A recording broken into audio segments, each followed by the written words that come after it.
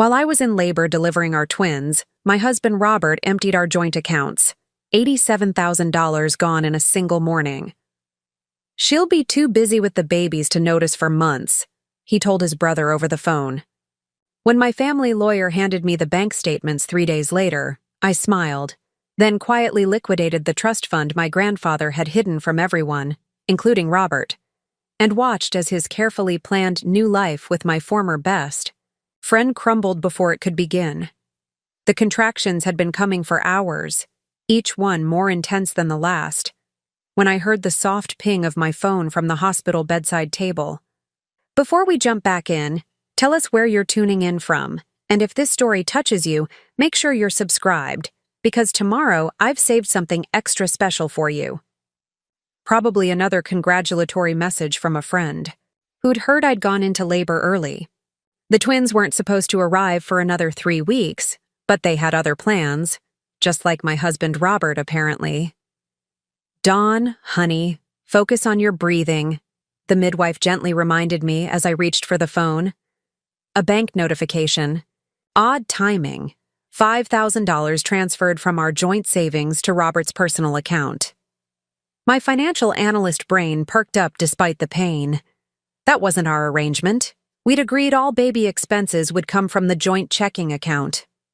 Another contraction hit before I could think more about it, the pain washing over me in a wave that made the world go white. By the time it subsided, Robert had returned from his mysterious errand, slipping his phone into his pocket with a smile that didn't quite reach his eyes. "Everything okay?" I managed to ask between breaths. "Just finalizing some work stuff since I'll be off for paternity leave," he replied, squeezing my hand with just enough pressure to seem supportive. "Nothing for you to worry about now." As the next 12 hours blurred into a haze of pain, determination, and eventually the miraculous sound of my son and daughter crying in unison, that small financial anomaly was forgotten. Emma and Ethan Baker came into the world at 3:42 and 3:47 a.m. on April 18th, tiny but perfect. In those first moments of holding them against my chest, the world narrowed to just the three of us, their delicate fingers wrapping around mine with surprising strength.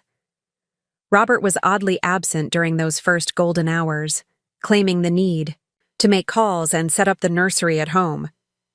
The nurses exchanged glances but said nothing. At the time, I thought nothing of it. He'd never been good with medical situations, and the birth had been complicated. I gave him the benefit of the doubt, as I had for our entire 8-year relationship. The first true warning came the morning after delivery. Lisa, my college roommate and still my closest friend despite living across the country, FaceTimed unexpectedly. "How are my godchildren?" she began, her smile warm but her eyes concerned. "Perfect," I replied, angling the phone so she could see the twins sleeping in their hospital bassinets. "Worth every minute of 36 hours of labor." Lisa's expression shifted. "Dawn, is Robert there with you?" "No, he went home to shower and grab some things." "Why?" She hesitated, tucking a strand of hair behind her ear the way she always did when delivering difficult news. "I'm probably overreacting, but Chloe Taylor posted something strange on Instagram.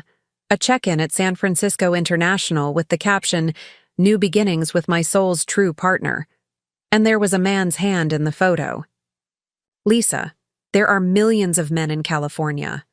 Why would that have anything to do with—" The man was wearing Robert's distinctive watch, the vintage Omega his father left him. The room seemed to tilt slightly. That can't be right. Robert's just at home, preparing for us to come back tomorrow." The logical part of my brain started making excuses. Maybe it was an old photo. Maybe someone else had a similar watch. Maybe... "Dawn, I'm so sorry, but I don't think it's a coincidence. Call him right now, please." I hung up and immediately dialed Robert's number with trembling fingers, the movement pulling at my IV line. The call went straight to voicemail. I tried again with the same result, then sent a text. "The twins and I miss you. When are you coming back? The three dots appeared, disappeared, then appeared again. Finally, taking care of some important things. Back tomorrow. Get some rest. Something cold settled in my chest, a feeling I recognized from years of financial auditing. The moment when numbers don't add up, when something is deliberately hidden. I opened my banking app, ignoring the midwife's earlier advice to avoid screens and stress. What I saw stopped my breath more effectively than any contraction. Our joint savings account, $87,000 we'd built over years of careful planning, showed a balance of $212.37. Our checking account was down to $843. A series of transfers had emptied nearly everything into Robert's personal account, which was no longer visible to me. All transactions had occurred during my longest stretch of active labor. "Is everything okay, Mrs. Baker?" asked Jenny, the day nurse, entering with pain medication. I locked my phone screen, a strange calm settling over me. "Jenny, could you do me a favor? I need to speak with my family lawyer as soon as possible. His name is Carl Winston. There's been an unexpected development." Jenny's eyes widened slightly, but her professional demeanor didn't waver. "Of course. Would you like me to bring you the hospital phone? Your cell reception isn't great in this wing. Please." "And Jenny?" I added as she turned to leave. "Let's keep this between us for now." After she left, I looked at my sleeping twins, their tiny chests rising and falling in peaceful unison, blissfully unaware that their father was betraying us all. The fury rising within me was unlike anything I'd ever experienced, cold, precise, and absolute. Robert might have taken our savings, but he had no idea what resources I actually had at my disposal. The truth was, the financial analyst he'd met 8 years ago at a charity gala wasn't just a moderately successful professional, making a comfortable living. I was the granddaughter of Harold Morrison, who had built Morrison Financial Strategies from nothing into one of the most exclusive wealth management firms on the West Coast. My grandfather had insisted I make my own way in the world, proving myself on merit before anyone knew of my connection to him. The modest inheritance Robert knew about, the down payment for our house, was merely a tiny fraction of my actual family assets. What Robert didn't know, what no one knew except my grandfather, myself, and our family lawyer, was that on my 30th birthday last year, I had gained full control of a trust worth approximately $18.7 million. A trust I had kept secret not out of deception, but because grandfather had insisted I first find someone who loved me for myself, not my potential wealth. It seemed I had failed that test spectacularly. As the twins stirred in their sleep, I made a silent promise to them. Their father's betrayal would not define their lives or mine. Robert thought he was escaping with everything we had. He had no idea what was coming. The hospital room felt smaller the next morning. Fluorescent lights cast a harsh glow over everything, highlighting the sterile reality of my situation. My body ached in ways I'd never imagined possible. The C-section incision throbbed with each slight movement, and my arms trembled from the simple effort of holding one of the twins. The physical pain, however, was nothing compared to the hollow feelings spreading through my chest. Robert still hadn't returned. His last text, sent at 3 a.m. "Need more time. Don't worry about the accounts. We'll explain everything soon." I'd spent most of the night cycling between nursing the twins, crying silently into my pillow, and staring at the ceiling, replaying every moment of our relationship through this new, terrible lens. Had there been signs? The late nights at work? That had increased over the past year. The weekend conferences that suddenly required his attendance. His insistence that I stop working at the firm and take on freelance clients from home to prepare for motherhood. "Morning, Mama," Jenny said, entering with quiet efficiency. Her expression softened when she saw my red-rimmed eyes. "Rough night?" I attempted a smile. "Just new mom stuff." Preparing and narrating this story took us a lot of time, so if you are enjoying it, subscribe to our channel. It means a lot to us. Now back to the story. She checked my vitals with practiced movements. Your lawyer called the nurse's station. He'll be here at 10. Thank you. I shifted uncomfortably. Jenny, could you help me shower before he arrives? I need to feel more like myself. 40 minutes later, wearing the only clean clothes Robert had packed in my hospital bag, maternity leggings and an oversized button-down that allowed for nursing, I sat in a proper chair rather than the bed. Small victories. Emma and Ethan slept peacefully in their bassinets, their tiny features perfect in repose. The simple act of washing my hair and brushing my teeth had restored some sense of control, however illusory. When Carl Winston arrived, his imposing figure filling the doorway, I felt the first genuine relief since seeing those bank notifications. Carl had been my grandfather's attorney for 30 years and had watched me grow up. His silver hair and perpetually serious expression belied a fierce loyalty to the Morrison family. Dawn. He set his briefcase down and took my hands in his eyes taking in the babies. They're beautiful. Your grandfather would have been proud. Tears threatened again at the mention of grandfather, who had passed away just 6 months earlier. He should be here to see them. He arranged for everything. Else, though, didn't he? Carl's voice held a note of grim satisfaction. I received your message. Tell me what's happened. As I detailed Robert's disappearance and the emptied accounts, Carl's expression darkened. He took methodical notes, occasionally asking clarifying questions about timelines and specific amounts. When I mentioned Chloe Taylor's Instagram post, his eyebrow raised slightly. Chloe Taylor, your former colleague at Westridge Analytics? I nodded.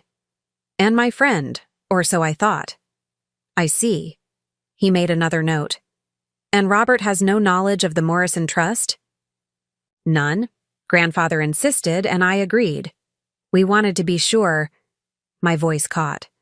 Well, I guess grandfather was right to be cautious. Indeed. Carl's expression softened momentarily. Dawn, I don't mean to add to your burden, but there's something else you should know. I received notification this morning of inquiries into your credit. Someone, presumably Robert, has attempted to open several credit lines in your name. The room seemed to tilt. He's trying to steal my identity? It appears so. Fortunately, the additional security measures we implemented when the trust activated have flagged these attempts. Nothing has been approved. Carl tapped his pen against his notepad. However, it demonstrates a level of premeditation that concerns me. The implication hung in the air. This wasn't an impulsive decision made by a husband terrified of fatherhood. Robert had planned this, perhaps for months. The house, I said suddenly. Is he trying to sell our house too? The 4-bedroom Craftsman we'd purchased 2 years ago, meticulously renovated for the twins' arrival. The nursery I'd painted myself, careful even with my growing belly, because Robert had been too busy to help. Carl made a call, speaking in low tones while I tried to process this new betrayal. After hanging up, he confirmed my fears. He listed it yesterday with Coldwell Banker. As it's in both your names, he can't complete a sale without your signature, but he knows a realtor who might not look too closely at paperwork, I finished. Robert's cousin Dean worked in real estate. Family loyalty ran strong in the Baker family, just not, apparently, to me or his children. Emma stirred, her tiny face scrunching before releasing a cry that seemed impossible from such a small body. I lifted her carefully, wincing at the pull on my stitches, and began to nurse. Carl politely averted his eyes, using the moment to arrange documents from his briefcase. What do I do now? I asked, my voice steadier than I felt. The weight of Emma against my chest, her complete dependence on me, crystallized something. This wasn't just about Robert's betrayal or my wounded pride. My children's future security was at stake. Carl slid a folder across the rolling hospital table. First, we need to protect what's yours. I've prepared temporary freezes for your credit and financial accounts. We'll need to act quickly regarding the house. I recommend an injunction preventing any sale or transfer of property. And then we go after him. I finished, a cold clarity settling over me. Carl nodded, a hint of the predatory lawyer visible beneath his grandfatherly exterior. He doesn't know what resources you actually have at your disposal. That's our advantage. He took our savings thinking it was everything, I said, looking down at Emma's innocent face. He has no idea. No, he doesn't. Carl began organizing. Papers for me to sign. And by the time he finds out, it will be too late for him to counter. A soft knock interrupted us. Dr. Patel entered, clipboard in hand, her expression professionally neutral. Mrs. Baker, I'm here to check your incision, and I need to discuss your discharge plans. You were scheduled to leave tomorrow, but given the circumstances, we may need to reconsider. Do you have support at home? The question hung in the air, the reality of my situation suddenly stark. I had newborn twins, a body still healing from major surgery, and a husband who had abandoned us all.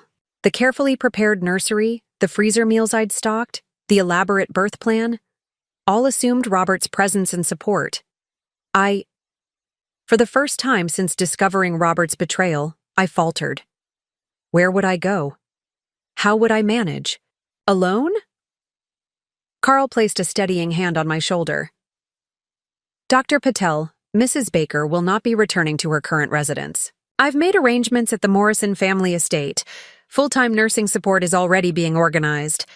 Dr. Patel's expression cleared. That sounds appropriate. I'll update the discharge plan. She paused. And Mrs. Baker? I'm very sorry about your situation. As she examined my healing incision, I exchanged a look with Carl. The Morrison estate, my grandfather's sprawling property that had been sitting vacant since his death, awaiting my decision about its future. I hadn't been ready to return there, too full of memories and grief. Now it would become our sanctuary. 3 days after the twins' birth, I was wheeled out of the hospital's side entrance, away from the usual discharge area. Carl had arranged this discretion after we'd discovered a disturbing voicemail on my phone that morning. Robert, slurring. His words slightly, demanding to know when I'd be vacating our house so he could get it ready for market. The April sunshine felt surreal against my skin after days under fluorescent lights. I cradled Ethan while a nurse held Emma, both babies bundled against the spring breeze. A sleek black SUV with tinted windows waited at the curb. The driver, already loading my meager belongings? Mrs. Baker? A woman stepped forward from beside the vehicle. She was perhaps in her 50s, with silver-streaked dark hair pulled into a practical bun and keen eyes that missed nothing. She wore a simple navy pantsuit and carried herself with quiet authority. I'm Monique Griffith. Your grandfather called, me his right hand for 22 years. Carl asked me to assist you during this transition. I vaguely remembered her from childhood visits to grandfather's office, the efficient executive assistant who had always had butterscotch candies in her desk for me. You worked with my grandfather, I said, adjusting Ethan in my arms, until the day he died. A flash of grief crossed her face before her professional demeanor returned. And now I work for you if you'll have me. The Morrison Trust includes provisions for my continued employment managing the estate and family affairs. Before I could respond, Ethan began fussing. Monique immediately stepped forward, her hands confident as she adjusted his swaddling with practiced ease. You have children? I asked, surprised. 3, now grown, and 5 grandchildren. A genuine smile softened her features. Harold, your grandfather, was godfather to my oldest. He made sure I could work and raise my family without compromise. Not common in the financial world 30 years ago. Something about Monique's straightforward competence cut through my fog of pain, and uncertainty. When she helped me into the SUV, securing the twins in their car seats with efficient movements, I felt the first stirring of hope since discovering Robert's betrayal. The drive to the Morrison estate took 40 minutes, leaving the city behind, for the wooded privacy of Meadow Hills. As we turned onto the long, tree-lined drive, childhood memories flooded back. Summers playing in the sprawling gardens, grandfather teaching me to swim in the indoor pool, holiday dinners in the formal dining room where I'd first announced my engagement to Robert. I pushed that particular memory away. "I've prepared the East Wing for you and the babies," Monique said as the house came into view. "It gets the morning sun, and I thought you might appreciate that." The Morrison estate wasn't a mansion in the showy sense. Grandfather had despised ostentation, but it was substantial. A 7-bedroom craftsman designed by a student of Frank Lloyd Wright, seamlessly integrated into the 5-acre wooded lot. The natural materials and abundant windows made it feel like part of the landscape rather than imposed upon it. "The nursing support Carl mentioned?" I asked as the driver parked near a side entrance. "Registered nurse during the day, nurse's assistant overnight, both with extensive newborn experience and impeccable references." Monique checked something on her tablet. "The day nurse, Catherine, starts tomorrow. I'll be here tonight to help." "You don't have to." "I want to." Monique's tone brooked no argument. "Your grandfather did more for my family than I could ever repay. Helping his granddaughter and great-grandchildren is the least I can do." Inside, the house had been subtly transformed. The formal sitting room now held 2 top-of-the-line bassinets. A comfortable nursing chair had replaced grandfather's antique wingback. A changing table stocked with supplies stood where a display cabinet had been.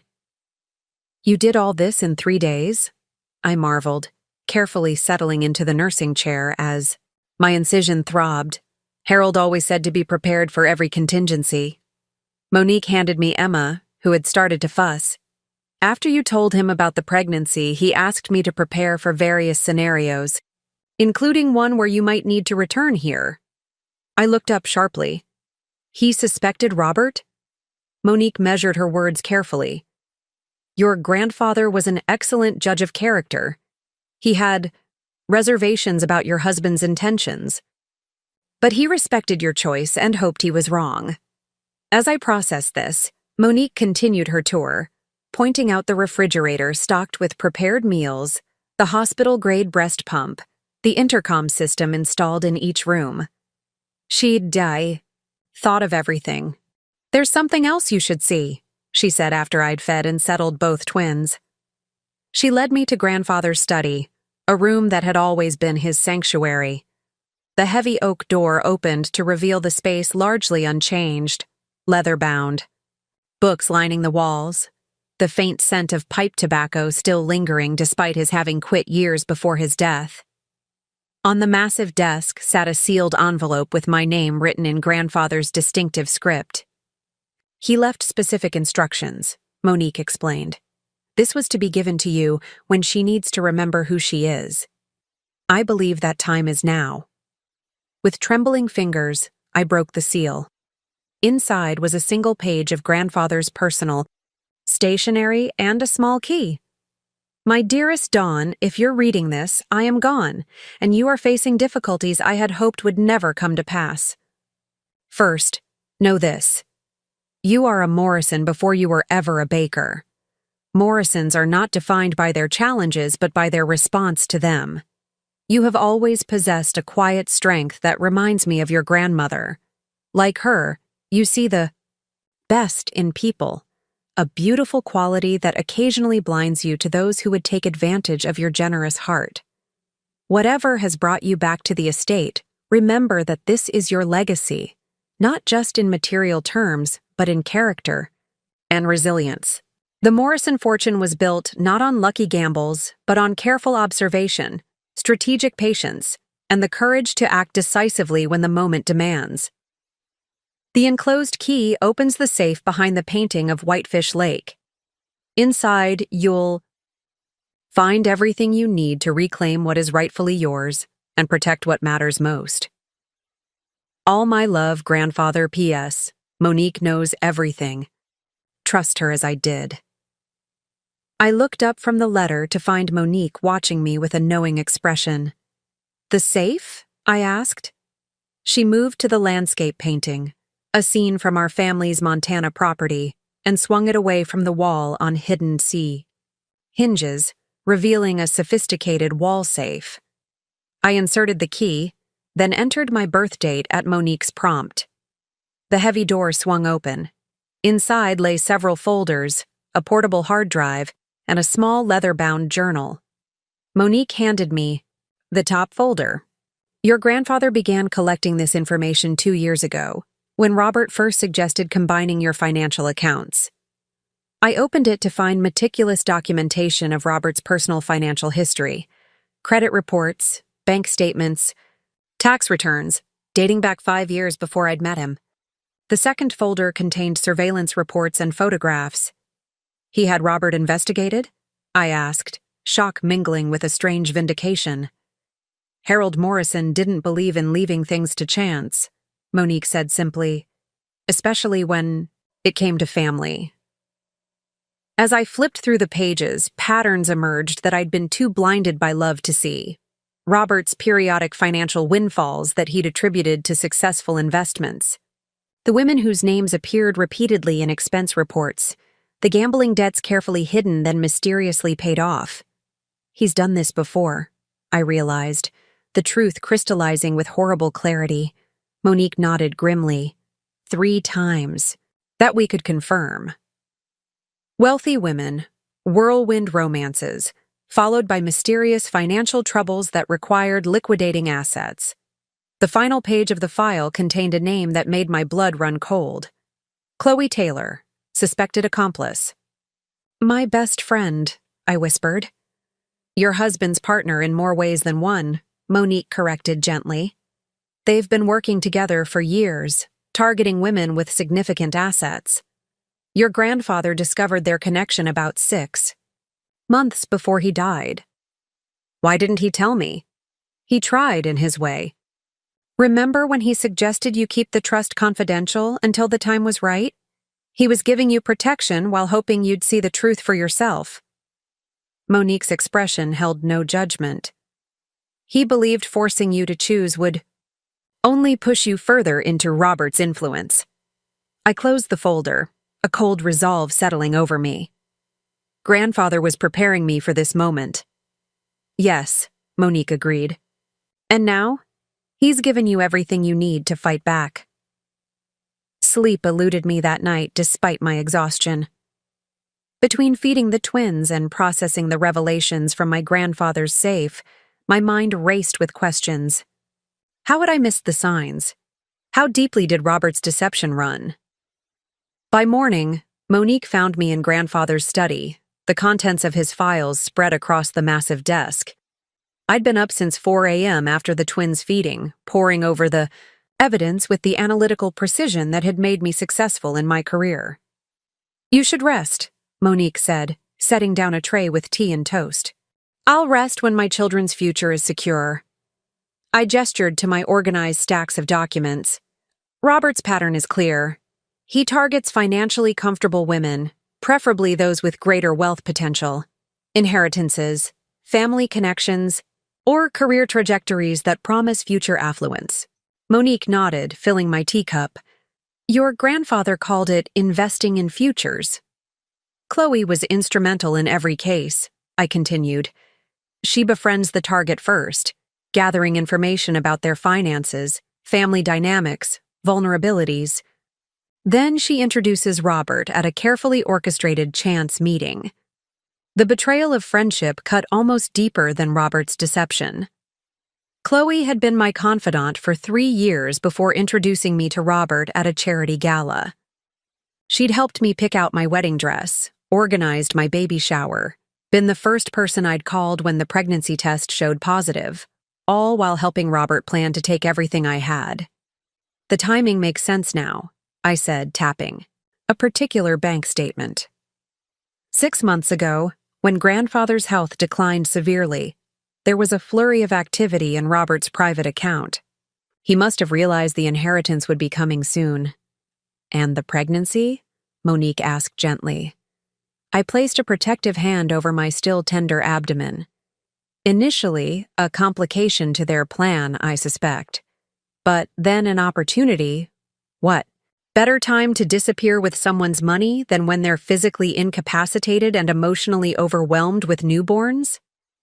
A soft chime interrupted us, the house's security system announcing an arrival. Monique checked her tablet. That's Catherine, the day nurse. Before you go, I said, there's something else. I slid across a document I'd found in the deepest folder. According to this, Robert has another identity. Martin Reynolds. He's used it for previous projects. Monique's expression remained neutral, but her eyes hardened. Yes, your grandfather discovered it during the background investigation. And a third identity, too, it seems. Craig Phillips. I tapped another page.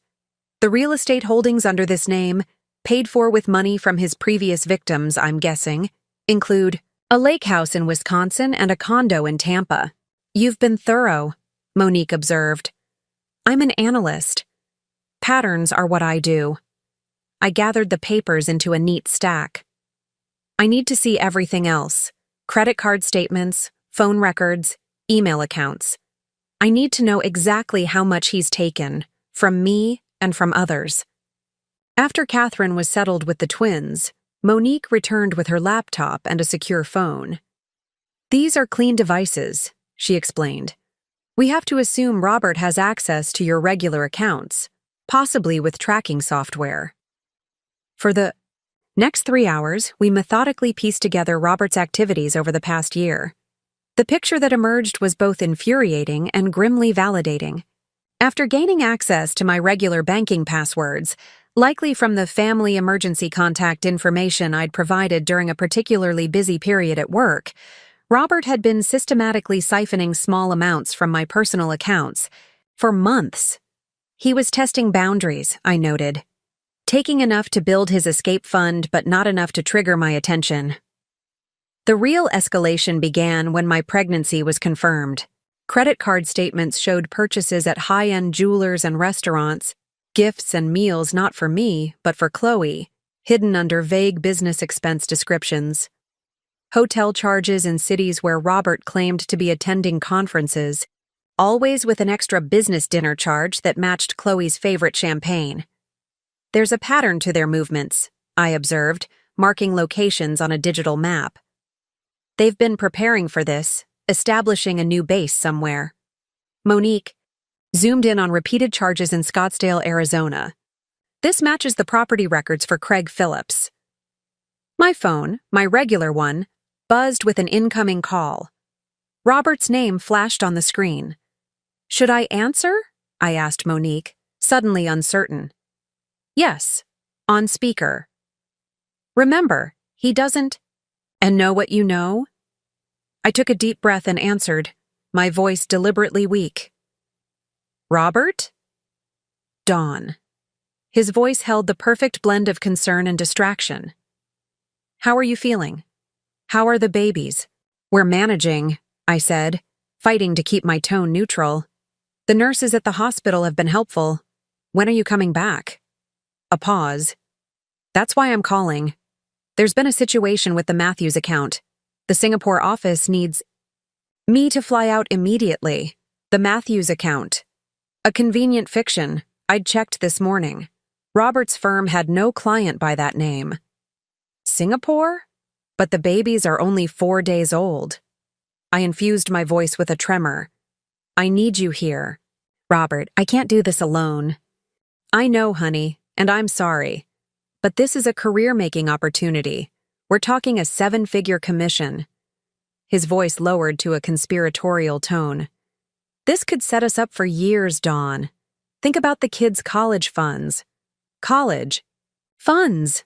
As if he hadn't just emptied our savings account. The money from our joint accounts, I said carefully. Was that for your flight? Another pause, longer this time. What? Oh, that. Yes, partly. And I've been setting up some investments I've been researching. With the babies coming, we need to be more aggressive with our portfolio. I was going to surprise you when it all went through. Monique raised an eyebrow at the audacity of the lie. When will you be back? I pressed. 2 weeks, tops. Listen, I've got to run. Boarding soon. Kiss the little ones for me. Love you. The call ended before I could respond. He's buying time, Monique said, likely emptying any remaining accounts and covering his tracks. Singapore, I repeated, turning back to the map. Not Arizona. A false trail, Monique agreed. Check the credit card for international charges. Sure enough, Robert's corporate card showed a first-class ticket to Singapore, departing tomorrow, not today as he'd implied. A diversionary tactic while he finalized his actual plans. There's something else, I said, pulling up the home security app on my tablet. Another of grandfather's precautions. When I'd moved into Robert's house after marriage, he'd insisted on installing a state-of-the-art security system as a wedding gift. What I hadn't realized until reading his files was that the system included discrete cameras in common areas. I entered my access code and flipped through recent footage. There, in our living room just yesterday, Robert and Chloe, packing items, into expensive luggage. Robert moved methodically through the house, selecting valuables, the antique silver from my family, the art pieces we'd collected, even the diamond earrings he'd given me for our anniversary, retrieved from my jewelry box. He's liquidating everything, I murmured. But it was the next clip that froze my blood. Robert at my desk, going through my personal papers, pulling out the single document I'd kept about the Morrison Trust, a vague reference letter from Carl about family assets under management that I'd saved for tax purposes. Robert's expression changed as he read, a slow smile spreading across his face. He pulled out his phone and took photos of the document before carefully returning it to its place. He knows, I whispered, or at least, he suspects. This changes our timeline, Monique said briskly. If he's aware of the trust, even partially, he'll accelerate his plans. The security footage continued, Robert and Chloe embracing in my kitchen, laughing as he twirled her around. To us, he said, his voice slightly tinny through the security system audio. And to the stupid little accountant who's about to fund our early retirement. The rage that swept through me was like nothing I'd ever experienced. Cold, clarifying, and absolute. The evidence before me wasn't just of financial fraud, but of calculated emotional manipulation, the deliberate exploitation of trust given in good faith. I watched them drink champagne, my champagne, in my kitchen, while planning their escape. With my money, mocking the life I'd built and the family I'd just created. He thinks I'm still the naive woman who believed his lies, I said, my voice steady despite the anger burning through me. He has no idea who he's actually dealing with. Monique's smile held no warmth. Then perhaps it's time to show him. By afternoon, Carl arrived with Dr. Sharma, a distinguished OB/GYN who specialized in high-risk pregnancies and postpartum care. As Catherine supervised the twins' nap in the nursery, I submitted to Dr. Sharma's examination in the privacy of the main suite. Your C-section incision is healing properly, she concluded, removing her gloves. But you're pushing yourself too hard, too soon. Your body has undergone significant trauma. Carl, who had diplomatically waited in the adjoining sitting room, rejoined us as I readjusted my clothing. What are the specific limitations? He asked, legal pad ready. Dr. Sharma looked between us, her expression concerned. Mrs. Baker needs at least 2 more weeks of minimal physical activity. No lifting anything heavier than the babies. No driving for another week. Limited stairs. And most importantly, proper rest between feedings. I waved away her concerns. I have help with the twins. My priority is... Your priority must be recovery, Dr. Sharma interrupted firmly. Stress impedes healing and can affect milk production. Whatever situation you're facing, you won't be able to handle it effectively if you collapse from exhaustion or develop complications. Carl made careful notes. And cognitively, hormonal fluctuations, sleep deprivation, how will these affect decision-making? I threw him a betrayed look, but Dr. Sharma nodded approvingly at the question. Postpartum cognitive function can be impaired, particularly with twins and the added stress Mrs. Baker is experiencing. Reduced attention span, memory lapses, and emotional volatility are common. I would recommend against making major financial or legal decisions without consulting trusted advisors. I'm perfectly capable, I began. Of course you are, Dr. Sharma said, her tone gentler. But even Olympic athletes need recovery time after performance. Your body has just completed a marathon. After providing detailed care instructions and scheduling a follow-up visit, Dr. Sharma departed, leaving Carl and me alone in the sitting room. I know you're frustrated, he said before I could speak. But we need to be realistic about your current limitations. Robert has mobility, energy, and single-minded focus. You're recovering from major surgery while caring for newborns. And that's exactly why I can't afford to wait, I countered, shifting uncomfortably as my incision throbbed. Every day gives him more opportunity to disappear with my money. Our money, Carl corrected gently. The Morrison Trust remains untouched and secure. What Robert has taken, while substantial to most people, is a fraction of your actual assets. It's not about the amount, I insisted. It's about justice, about consequences. Carl's expression softened. I understand. But you need to consider the full landscape. He opened his briefcase and withdrew several folders. I've compiled reports on our current position. You should review them before we determine next steps. The first folder contained a precise accounting of my financial status. The joint accounts, now empty. My personal accounts significantly depleted. Credit cards approaching their limits with charges I hadn't made. The house in pre-listing status with Dean Baker's real estate agency. The credit card companies have been notified of fraud, Carl assured me. Those charges will be reversed. And I've filed an emergency injunction on the house. Robert cannot legally sell it without your consent. The second folder held a preliminary assessment of my physical assets. Jewelry missing from the safe deposit box. Art and antiques removed. From the house, as confirmed by the security footage. Even my car, which Robert had apparently traded in yesterday at a luxury dealership 2 counties over. He's been thorough, I noted, a hollow feeling spreading through my chest.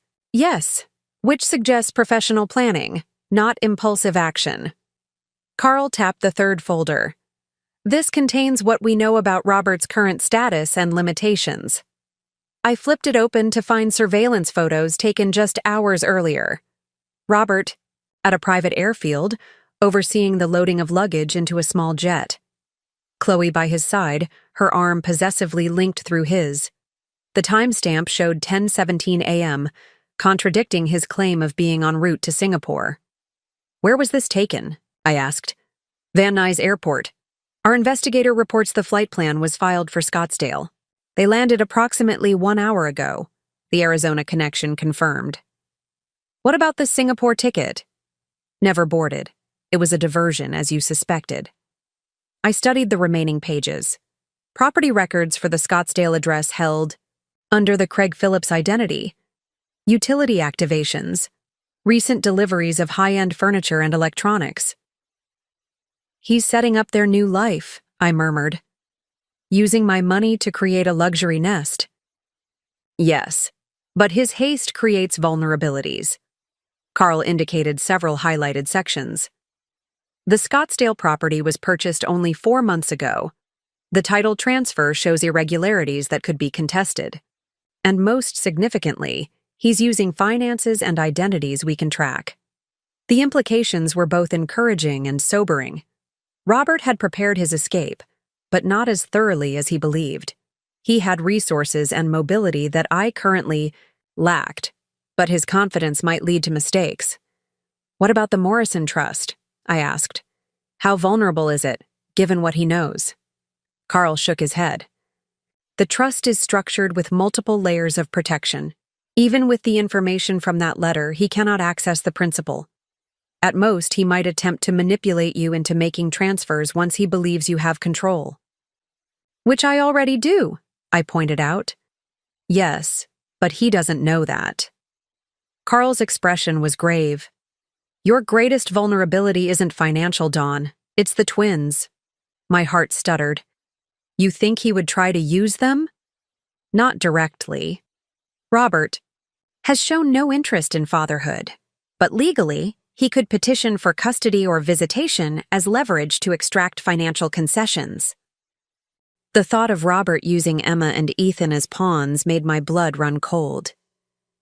He abandoned them at birth. Surely no courts prefer to maintain parental relationships when possible, Carl interrupted gently. While his actions are deplorable, abandonment for less than a week wouldn't automatically terminate parental rights. Another limitation I hadn't fully considered, my strength, my fierce love for my children, could also be exploited as a weakness. So I'm stuck here recovering while he liquidates my assets and establishes his new identity, potentially preparing to use my children as bargaining chips. The unfairness of it burned. Not exactly. Carl closed the folders with methodical precision. You have limitations, yes. But you also have resources Robert cannot imagine. On cue, Monique entered with a secure tablet. Dr. Sharma has left. Catherine reports the twins will likely sleep another hour. She noted my frustrated expression. I see Carl has covered our current challenges. Dawn needs to understand what she's facing, Carl said unapologetically. And what I can't do, I added bitterly. Monique set the tablet before me. Perhaps it's time to focus on what you can do. The screen displayed a secure messaging system I recognized from my work with financial clients. Morrison Financial's proprietary communications platform. Your grandfather maintained relationships with financial institutions worldwide, Monique explained. Banking houses, investment firms, regulatory agencies, people who owe the Morrison name favors or professional courtesies. People who can move more quickly than legal channels, Carl added. While respecting legal boundaries, of course. I looked between them, understanding dawning. You're suggesting we use grandfather's network to track and intercept Robert's activities. Among other things, Monique confirmed. Your limitations are real, Dawn. You need physical recovery and time with your children. But your mind is sharp, and your financial expertise is intact. And you have us, Carl added, along with resources Robert doesn't know exist. I thought of grandfather's letter. The Morrison fortune was built not on lucky gambles, but on careful observation, strategic patience, and the courage to act decisively when the moment demands.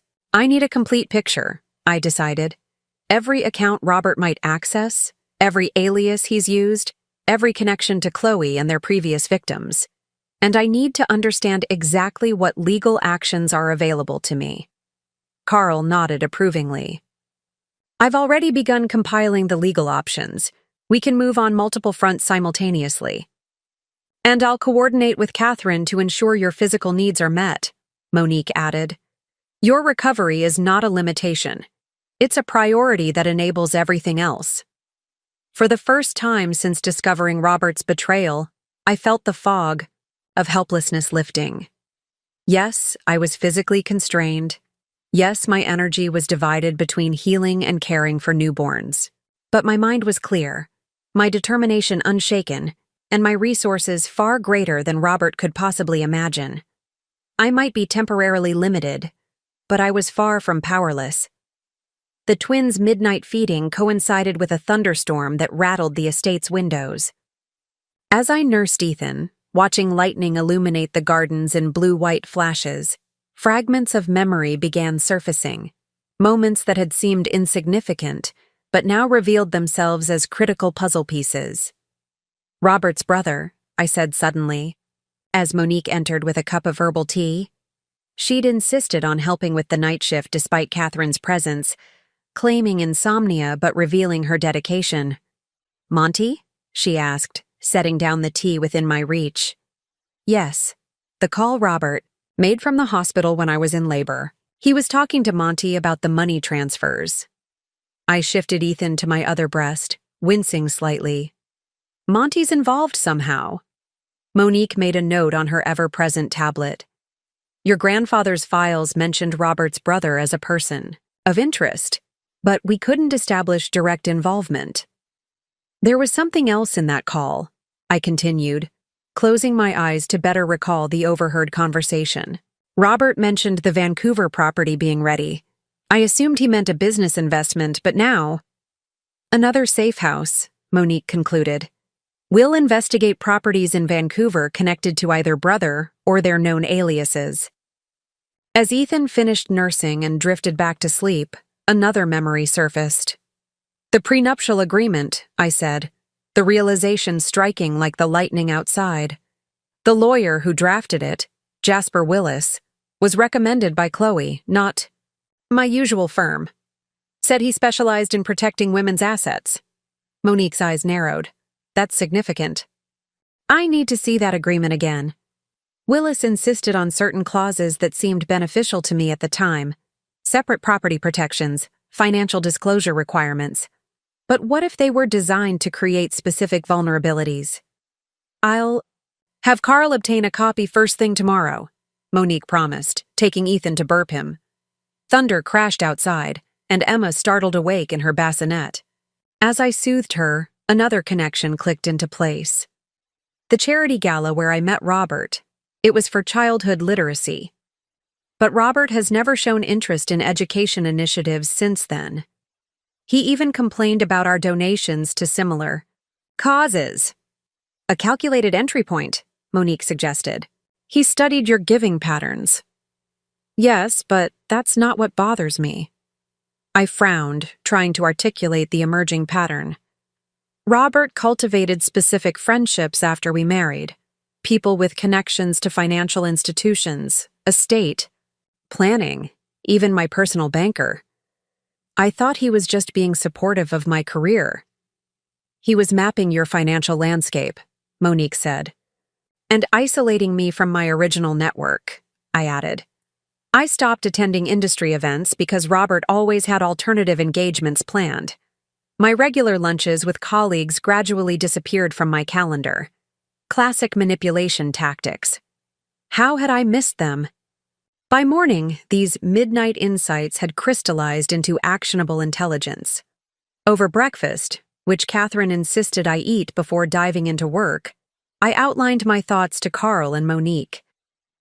"We've been thinking about this as financial fraud," I explained, "but it's more sophisticated. Robert didn't just target my visible assets. He systematically positioned himself to access the Morrison fortune if and when I inherited." Carl nodded. "The long game. The prenup," I continued, "which I insisted on to protect my modest inheritance from my parents, was actually designed to create a pathway to bigger assets.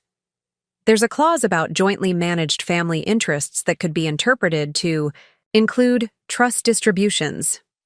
"Clever," Carl admitted.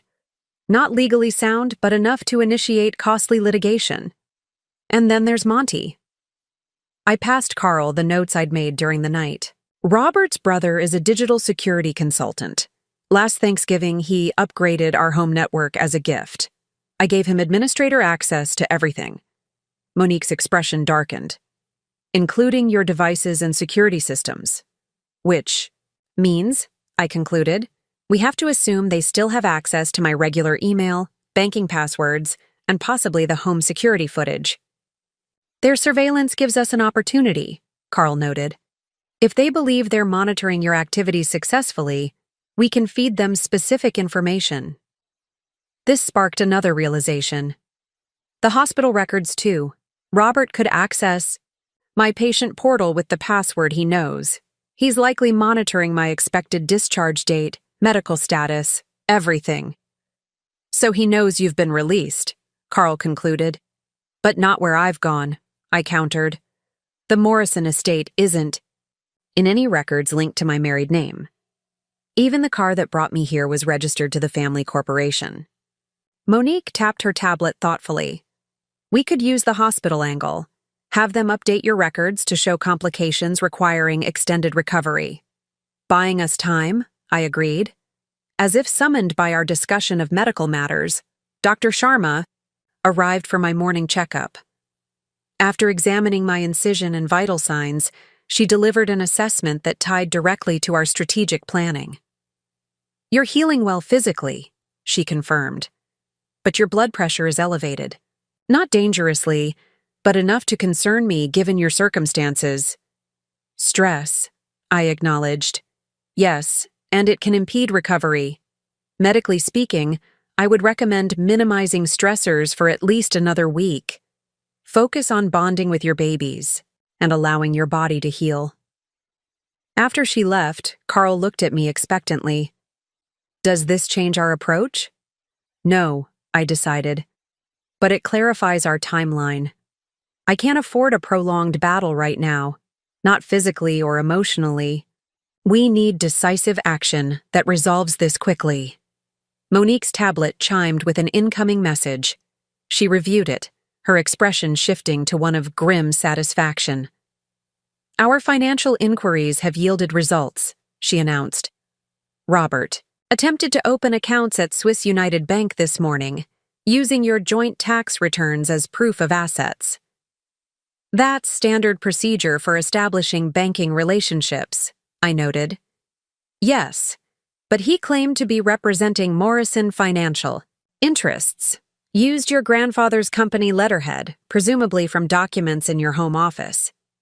My grandfather's letterhead, which contained embedded security features invisible to the naked eye but recognized by major financial institutions. A protection against exactly this kind of fraud. So he triggered security protocols, I realized. Immediately, Monique confirmed. The bank contacted Morrison Financial directly, following established verification procedures. Our compliance officer recognized the situation from the alert I issued yesterday. What happened? I asked.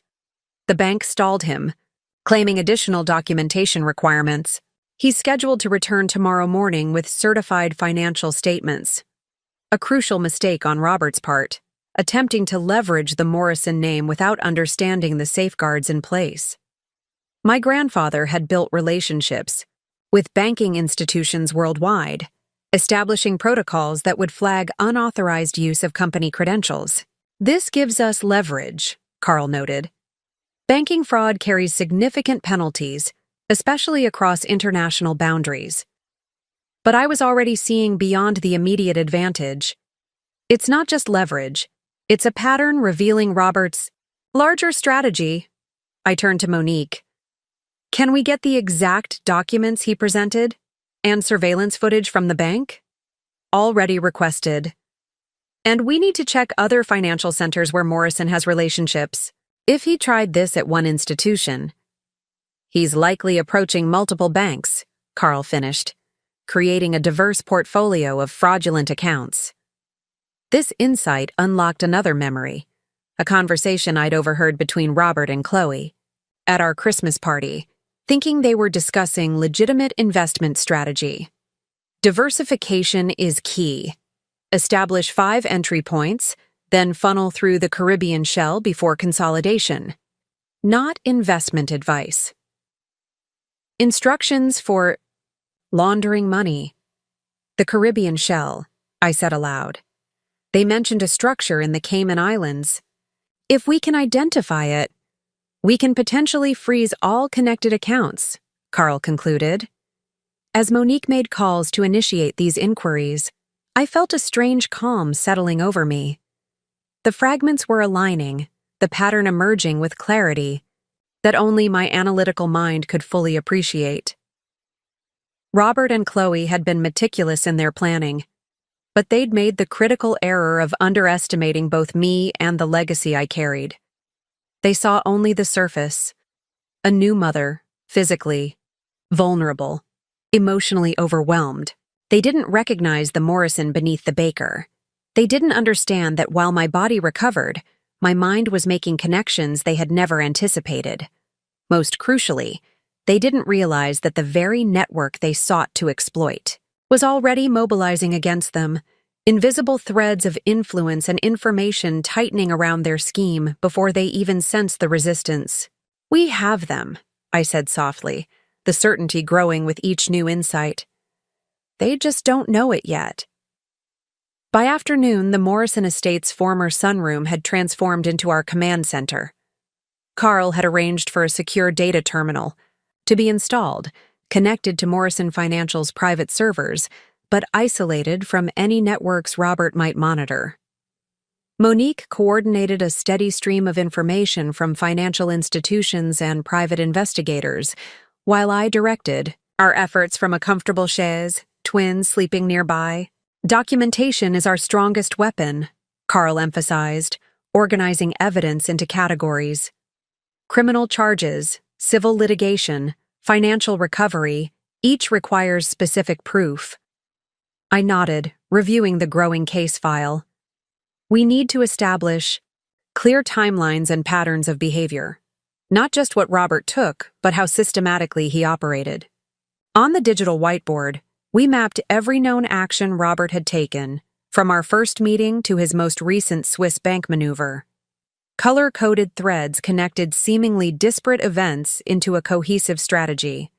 Red for financial transactions, blue for identity creation and documentation, green for relationship manipulation. His pattern becomes clear when visualized, I noted, studying the timeline. Each relationship phase corresponded with specific financial actions.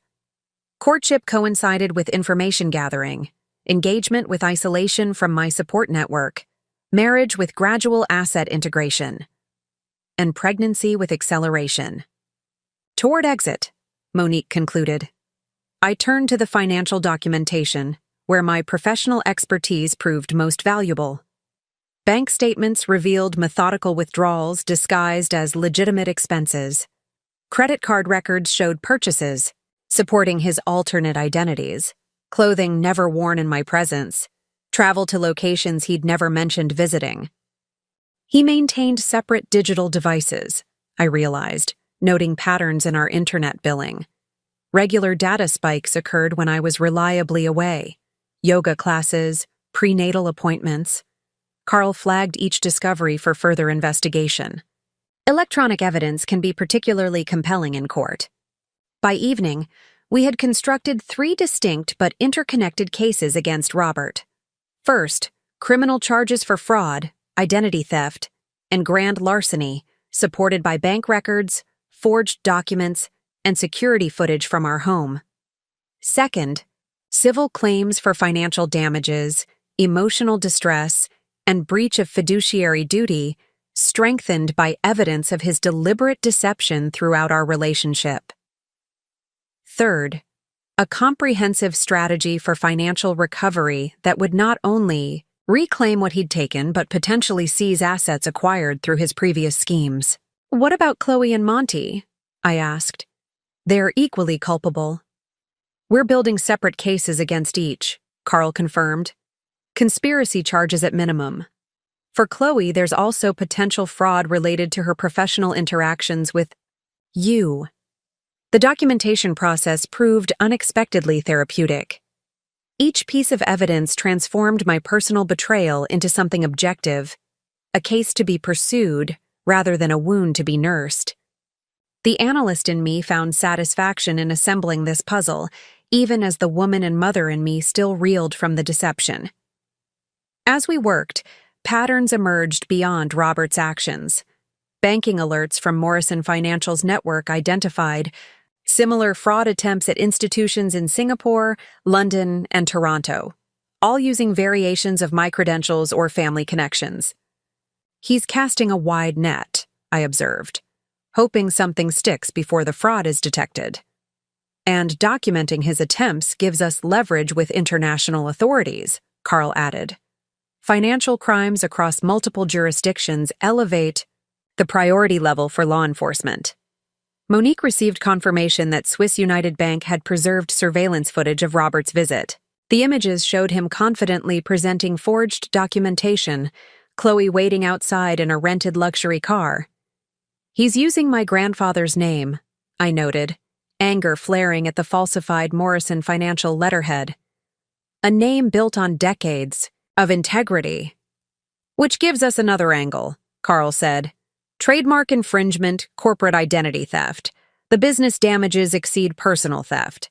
By nightfall, our evidence compilation had yielded unexpected insights into Robert's capabilities and limitations. His technical knowledge was primarily borrowed from Monty. His financial transactions followed predictable patterns. His confidence led him to take shortcuts that created vulnerabilities. Most significantly, he consistently underestimated institutional safeguards, believing his charm and surface-level knowledge sufficient to bypass security measures designed by experts like my grandfather. "He's not nearly as clever as he thinks," I concluded, reviewing his clumsy attempts to leverage Morrison credentials. "His success relies on targeting women during vulnerable periods and exploiting emotional manipulation, not actual financial expertise, which makes your analytical abilities his blind spot," Monique observed. As I prepared for the twins' evening feeding, I reviewed what we'd assembled, a comprehensive case file that transformed scattered evidence into a compelling narrative of calculated fraud. Each document, statement, and timestamp added weight to our position. Each connection strengthened the foundation for what would come next. "We have enough to begin legal proceedings," Carl confirmed. "But timing remains critical." I nodded, understanding the delicate balance we faced. Move too quickly, and Robert might vanish with whatever assets we hadn't yet traced. Wait too long, and he could establish new identities beyond our reach. "Tomorrow," I decided. "We'll make our first move tomorrow." For the first time since discovering Robert's betrayal, I felt the power shifting. No longer just a victim of his scheme, I had become the architect of his reckoning. Dawn broke just as I finished nursing the twins. The symbolism wasn't lost on me. A new day, a new phase in our strategy. I'd managed a few hours of sleep, more than I'd expected given the weight of what we were undertaking. Carl arrived earlier than scheduled, his expression unusually grave. He carried a secure tablet rather than his usual portfolio. "There's been a development," he said without preamble. "Our investigator found something in Vancouver. The property Robert had mentioned to Monty during my labor." I braced myself. "Show me." The tablet displayed property records for a waterfront condominium purchased 6 months ago, precisely when my grandfather's health had begun its final decline. The owner, Phoenix Holdings, LLC, a shell company registered in Delaware. "This is Robert's?" I asked, indirectly. Phoenix Holdings traces back to a trust controlled by Dean Baker, Robert's cousin, the realtor. The pieces connected instantly. "He's been helping launder the money through real estate transactions." Carl nodded. "But that's not the most disturbing discovery." He swiped to the next document, a birth certificate dated 9 years earlier. "The Vancouver property has another regular occupant." A child's name jumped from the page. Aiden Phillips. Mother, Margaret Phillips, deceased. Father, Craig Phillips. "Craig Phillips, Robert's alias," I whispered, the implications hitting me like a physical blow. "Robert has a son, a 9-year-old son, who has been attending private school in Vancouver for the past 3 years, according to enrollment records. Tuition paid by Phoenix Holdings." My mind raced through calculations I didn't want to face. 9 years ago, Robert would have been 25. I'd known him for only 5 years, married for 3. "Does the timeline match any of his previous targets?" I managed to ask. Carl's expression confirmed my suspicion before he spoke. Margaret Phillips, born Margaret Wilson, was a client at his former investment firm. Wealthy family, inherited significant assets at 21. She died in a boating accident 7 years ago. "Accident?" I questioned, already knowing the answer. Investigation was inconclusive. No charges filed. Her family raised questions but couldn't prove anything. Shortly after, Craig Phillips disappeared, with their son. Carl hesitated before continuing. According to our investigator, Aiden has been told his father travels for business. He stays with a nanny when Robert is away. A child. An innocent child caught in Robert's web of deception. The revelation transformed everything, not just my understanding of Robert's capacity for betrayal, but the scope of his crimes and callousness. He was never going to Singapore, I realized. Or Arizona. The Scottsdale property was another misdirection. We believe so. His actual destination appears to be Vancouver, where he's been methodically transferring assets over the past 6 months. My thoughts turned to the twins, not yet 2 weeks old. He abandoned our children without a second thought, but has been supporting his son for years. In his own way, Carl said carefully. The nanny reports that Robert visits monthly at most. The relationship appears to be perfunctory, transactional, like everything in Robert's life. Even parenthood. Monique entered, immediately sensing the atmosphere. What's happened? As Carl briefed her, I struggled to process this new dimension of betrayal. The existence of Aiden didn't just reveal Robert's longer history of deception. It exposed the calculated nature of his relationship with me. I hadn't been chosen for compatibility or love, but for financial potential after his previous scheme. We need to modify our approach, I said finally. The criminal case just became more complex. If Robert defrauded Margaret Phillips before her death, it could elevate the investigation to include questions about her accident, Carl confirmed. And there's Aiden to consider, I added.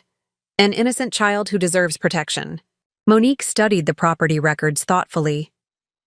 This may actually strengthen our position. Robert can't disappear completely while maintaining his relationship with his son. A vulnerability in his planning, I agreed. He's created an anchor he can't easily abandon. Carl made notes on his tablet. I'll update our filing to include this information, and I'll contact Canadian authorities regarding potential international fraud charges. As they discussed legal implications, I found myself drawn to the photo of Aiden included in the school records. A solemn-faced boy with Robert's distinctive eyes, but none of his practiced charm. A child who'd lost his mother under suspicious circumstances and lived with Robert's intermittent presence as his only parental figure. We need to ensure Aiden is protected when this all comes to light, I insisted. Whatever Robert has done, his son shouldn't suffer for it. Of course, Carl assured me. We'll request appropriate intervention from family services. The discovery of Robert's son added moral complexity to our pursuit of justice. No longer was this simply about recovering stolen assets or punishing betrayal. A child's welfare had entered the equation, a child who might soon learn devastating truths about his father. There's something else, Monique said, reviewing additional files on her tablet. Financial records from Phoenix Holdings show regular payments to a medical facility in Toronto. Specialized care for someone named Eleanor Phillips. Another family. Member? I asked. Margaret's mother. Aiden's grandmother. She has advanced Parkinson's disease. Robert appears to be covering her care costs. This detail didn't align with my understanding of Robert's character. He's paying for his former mother-in-law's medical treatment? Why would he? Control, Carl suggested. Or perhaps insurance. If Eleanor knows something about her daughter's death, keeping her comfortable ensures her silence, Monique finished. The depths of Robert's manipulation extended further than I'd imagined possible. Not just financial fraud or marital betrayal, but potentially something far darker. Something that crossed into territory I hadn't wanted to contemplate. We need to move faster than planned, I decided, a new urgency driving me. Robert isn't just a con man. He's dangerous in ways we're only beginning to understand. Carl nodded grimly. I'll make the calls now. As he stepped out to initiate our legal proceedings, I looked down at Emma and Ethan sleeping peacefully in their bassinets. They were safe.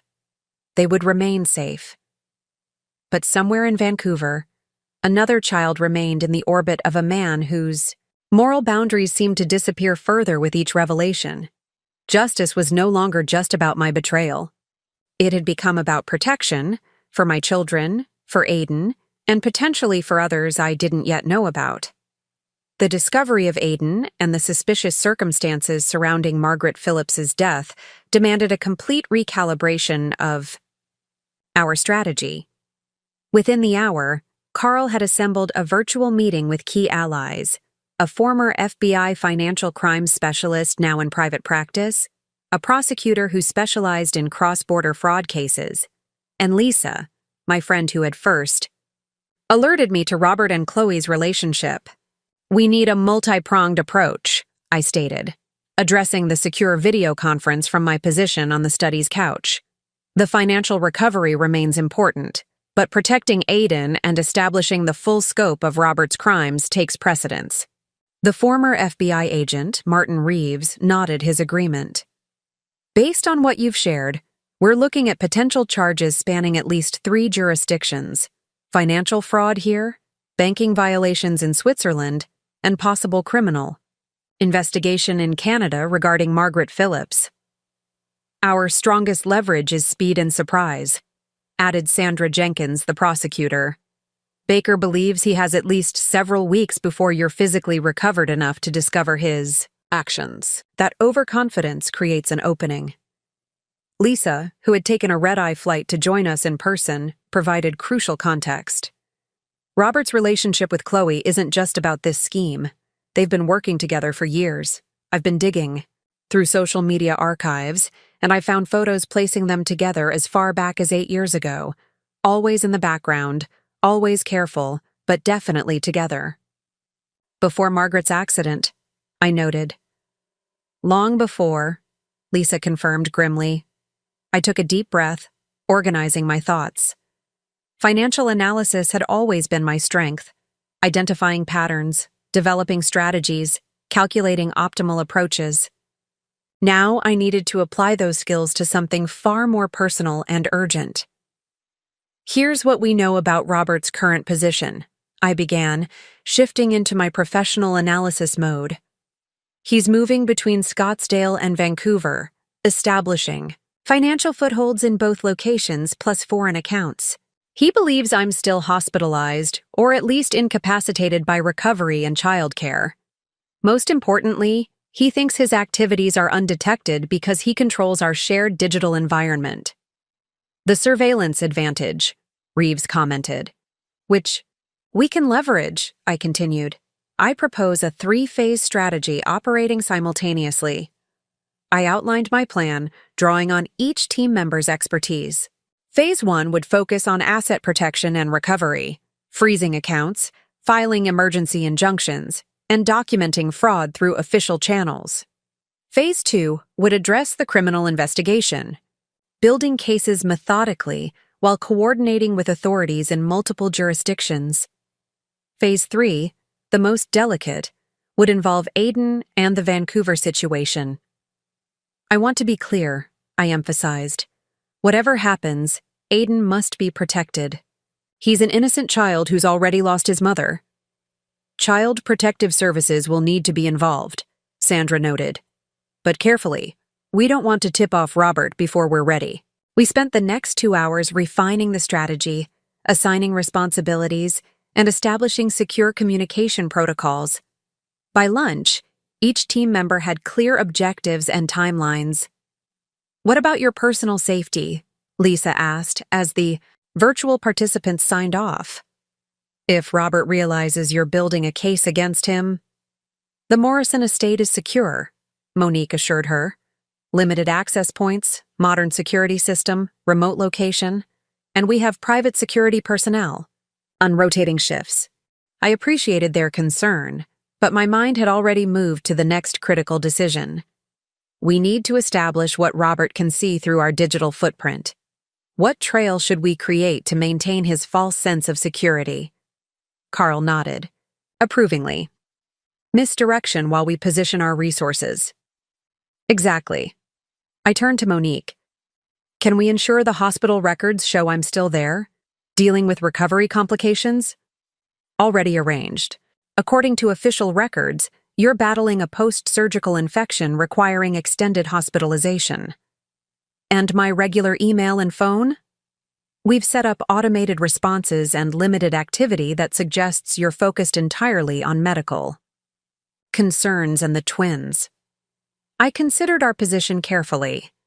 My financial training had taught me that timing was often the difference between success and catastrophic failure. Move too early with insufficient preparation, and Robert would simply disappear with whatever assets he'd already secured. Wait too long, and he might harm others or establish himself beyond our reach. We need a triggering event, I decided. Something that will make Robert act predictably while revealing his vulnerabilities. Lisa leaned forward. What kind of trigger? Money, I said simply. Robert's primary motivation has always been financial. His actions with Margaret, with me, even his limited engagement with Aiden, all fundamentally transactional. Carl caught my direction immediately. We make him believe there's a significant sum suddenly within reach. Precisely. A portion of the Morrison Trust appearing to become accessible due to some administrative development. I turned to Monique. Can we create a legitimate-looking notification about a trust distribution that would reach Robert through channels he monitors? A phantom distribution, Monique mused. Yes, we could have the notification sent to your regular email, which we know he's accessing. Make it appear that a significant sum is being prepared for transfer to accounts you control. He won't be able to resist, Lisa agreed. It's exactly the opportunity he's been positioning himself for. But we control exactly what he sees and when, I added. We can include specific account information that we're monitoring, creating, a trail that leads exactly where we want him to go. As we refined this approach, I felt my analytical mind fully engaging with the challenge. This wasn't just about justice anymore. It was a complex financial and legal chess match where anticipating Robert's moves allowed us to position our counter-moves with precision. What about Chloe? Lisa asked. She's equally involved. The same. Trigger will work for both, I explained. Where Robert goes, Chloe follows. Their partnership appears to be both professional and personal. By evening, our strategy had crystallized into a detailed action plan with contingencies for various scenarios. Each team member understood their role in the carefully choreographed sequence that would unfold over the next 72 hours. It won't be simple, Carl cautioned. Robert has proven himself adaptable and calculating. Yes, I agreed. But he has weaknesses too. His arrogance, his underestimation of women, and most importantly, his belief that I'm still the trusting, naive person he married. I looked down at the twins, sleeping peacefully nearby, unaware of the complex operation forming around them.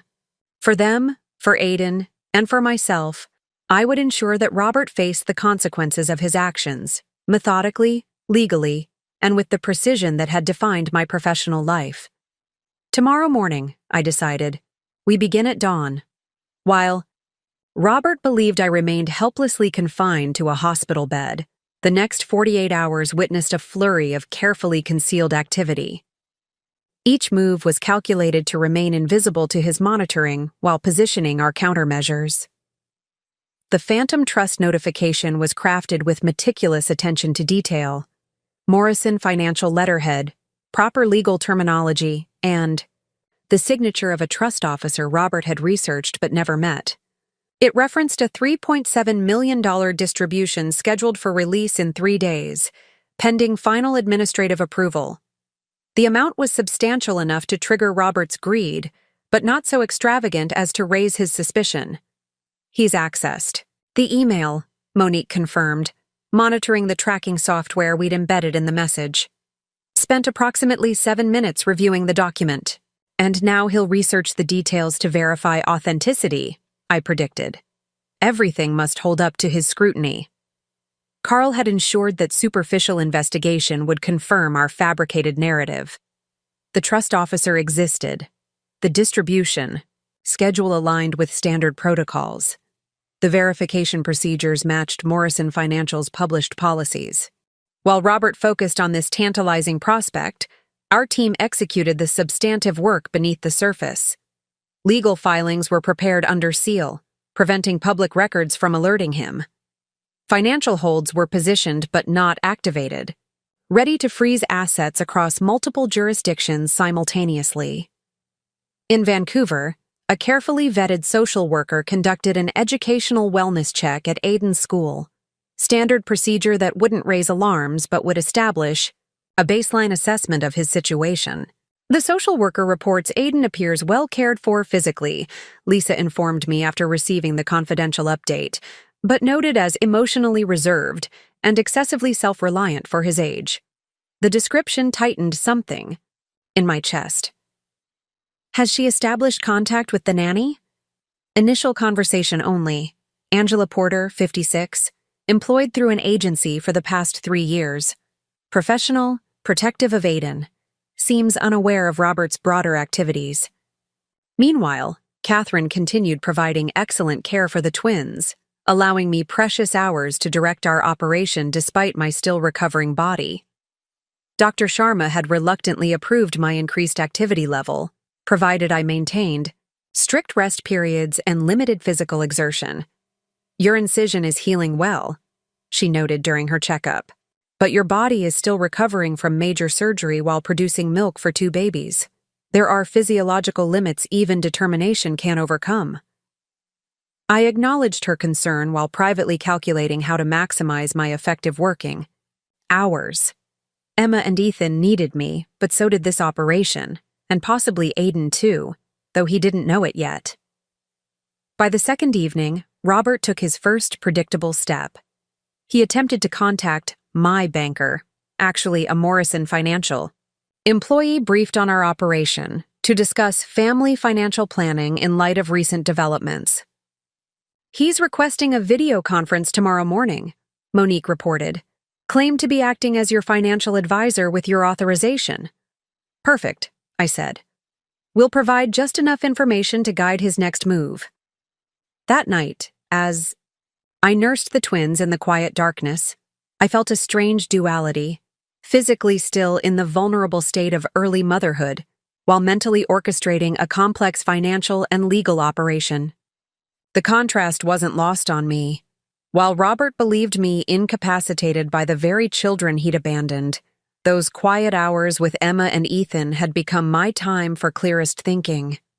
Robert had no idea that with each passing hour, the net around him tightened, invisible threads of legal, financial, and personal accountability drawing inexorably closer while he chased the phantom millions we'd dangled before him.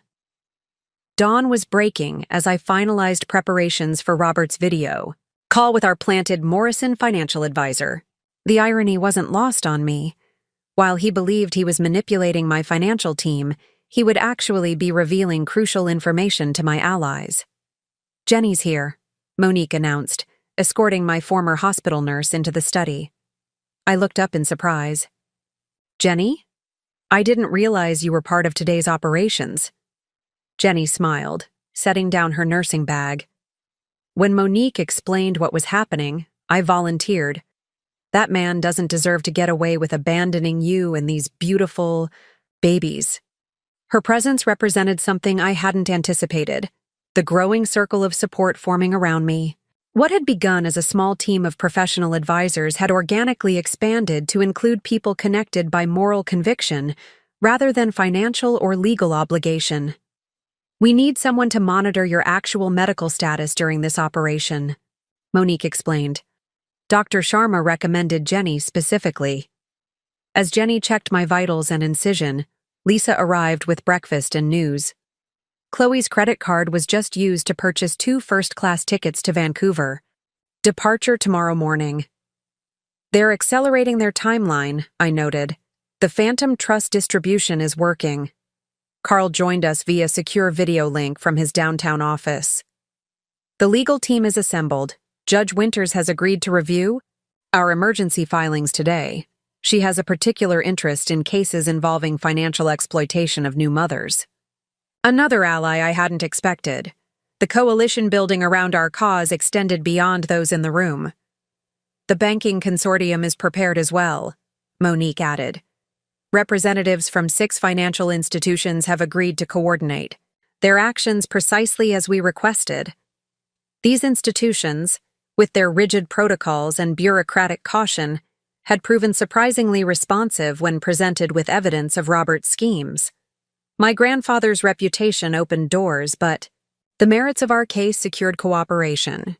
By mid-morning, our expanded team included financial forensic specialists, legal experts across 3 jurisdictions, banking security officers, and even a child welfare advocate specializing in cases involving parental financial crimes. Robert's video call is scheduled for 11, Monique reminded me. Are you certain you don't want to observe? I shook my head. No. Better that I focus on coordinating the responses after we see which direction he takes. The call itself went exactly as predicted. Robert, believing himself to be speaking with a Morrison financial representative, pressed for details about the trust distribution while presenting himself as my authorized financial manager. He asked specific questions about transfer procedures, verification requirements, and timing, each answer carefully crafted to guide him toward our prepared trap. He took the bait, Martin Reeves confirmed after reviewing the recorded call. He's planning to access the distribution through the Swiss account he established using your credentials, which gives us jurisdiction for banking fraud in Switzerland, Sandra Jenkins added. That's crucial for the international recovery efforts. As noon approached, Lisa updated our monitoring of Chloe's activities. She's liquidating personal assets and canceling standing appointments for the next month. Classic preparation for disappearance. And Monty? I asked. Covering digital tracks. He's deleting accounts, scrubbing browser histories, and establishing new secure communications channels. Each report confirmed our strategy was working. Robert, Chloe, and Monty believed themselves to be operating undetected, preparing for their final extraction of my supposed wealth. Their activities created a perfect record of consciousness of guilt, evidence that would prove crucial in both criminal and civil proceedings. More importantly, their predictable responses revealed their next moves before they made them, allowing our coalition to position countermeasures with precision. Vancouver authorities have been briefed regarding Aiden, Carl reported. Child Protective Services has a team on standby, ready to intervene with appropriate sensitivity. By evening, our coalition had grown from 3 people in my grandfather's study to over 20 professionals across multiple countries, each bringing specialized expertise to our coordinated response. It's remarkable, Lisa observed as we reviewed the day's developments. How quickly people rallied to this cause. What she didn't say, what none of them said, was that the coalition had formed around me, not just my case. Something in my transformation, from victim to strategist, had inspired others to contribute their best efforts. As I nursed the twins before bed, I reflected on this unexpected development. Robert had seen me as nothing more than a means to financial gain. In trying to destroy me, he had instead revealed my capacity to build something far stronger than he could imagine. A coalition united by purpose and principle rather than greed. We found them, Martin Reeves announced, entering the study with a tablet displaying a complex financial diagram. All of them. It was early morning, the day before Robert and Chloe's scheduled flight to Vancouver. The twins slept peacefully nearby, as our team gathered to review the latest developments. All of whom? I asked, though I already suspected the answer. The previous victims. Martin placed the tablet before me. Once we established Robert and Chloe's pattern, we cross-referenced financial records with their known locations over the past decade. 7 women in total, including Margaret Phillips and yourself. 7 lives disrupted. 7 women targeted for their assets rather than their hearts.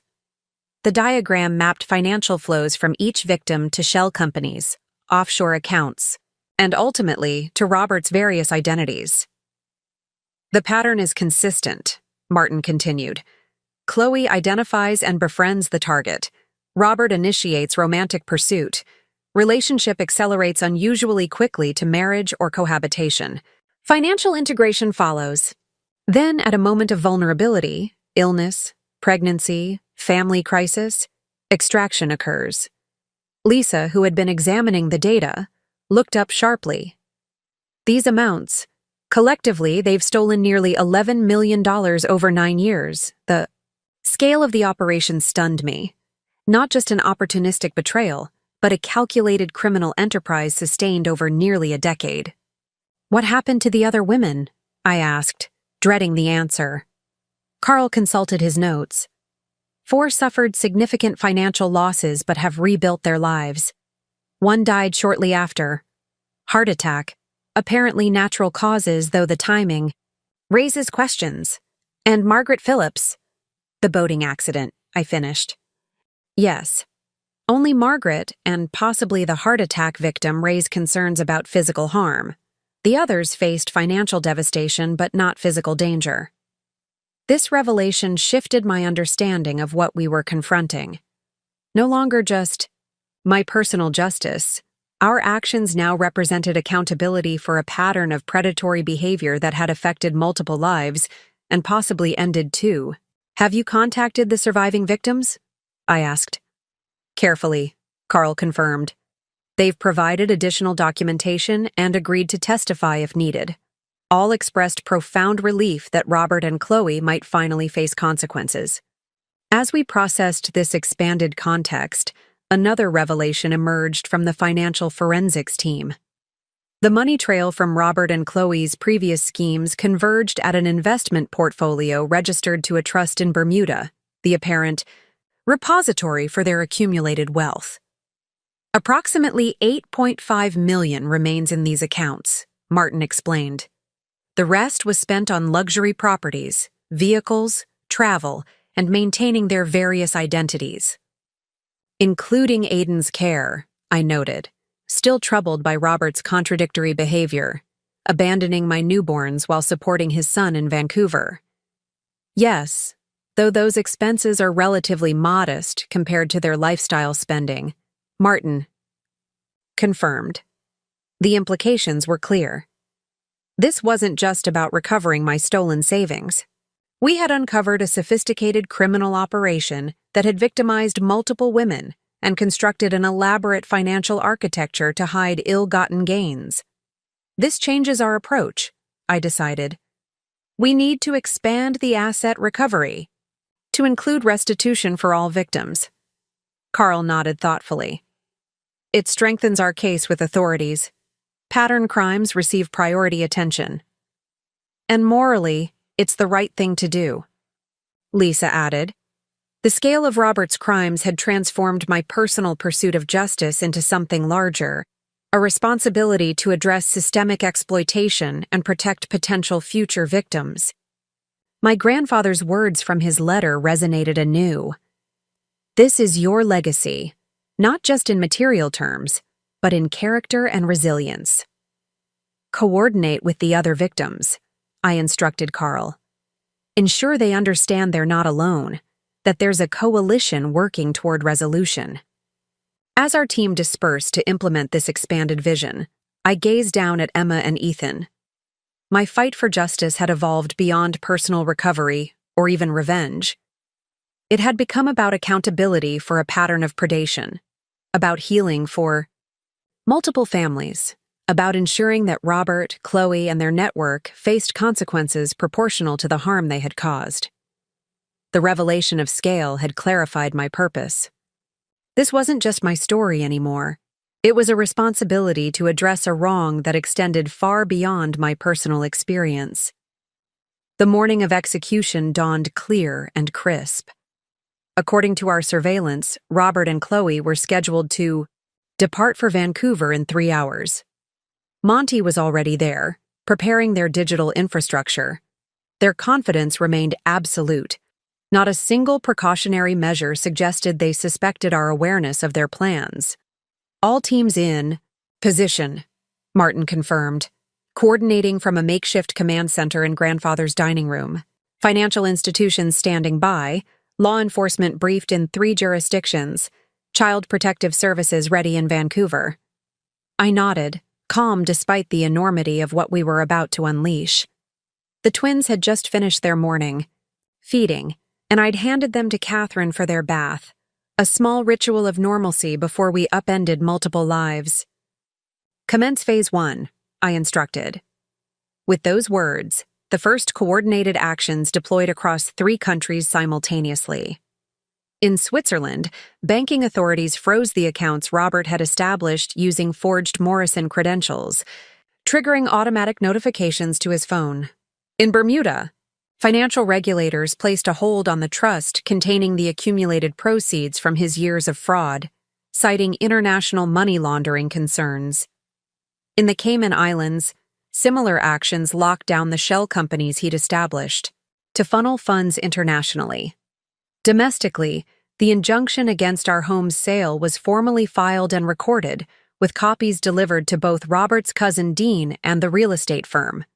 Phase 1 complete, Monique reported, monitoring the cascade of digital confirmations. All financial channels secured.